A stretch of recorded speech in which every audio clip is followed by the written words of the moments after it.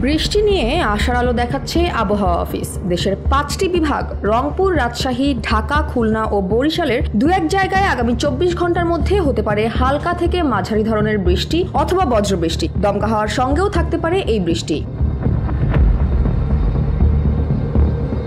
আবহাওয়া অধিদপ্তরের পূর্বাভাস অনুযায়ী সারা দেশে দিনের তাপমাত্রা সামান্য বাড়তে পারে, তবে রাতের তাপমাত্রায় উল্লেখযোগ্য কোনো পরিবর্তন হবে না।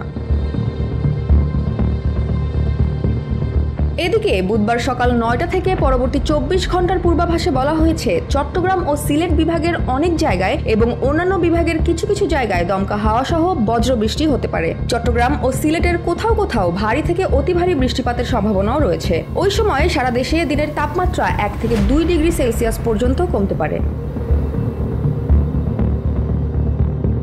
বৃহস্পতিবার ও শুক্রবারও বৃষ্টির ধারা অব্যাহত থাকবে। দেশের দক্ষিণ ও পূর্বাঞ্চলে যেমন চট্টগ্রাম, সিলেট, ময়মনসিংহ, ঢাকা, খুলনা ও বরিশালের অনেক জায়গায় বৃষ্টি হতে পারে। পাশাপাশি রংপুর ও রাজশাহীর কিছু এলাকায়ও একই প্রবণতা দেখা যাবে। কোথাও কোথাও মাঝারি ধরনের ভারী থেকে অতি ভারী বর্ষণও হওয়ার আশঙ্কা রয়েছে।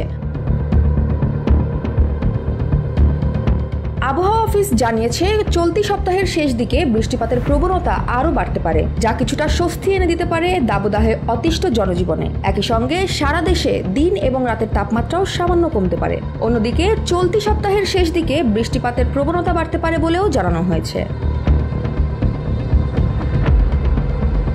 Jaya Hasan, NPB news.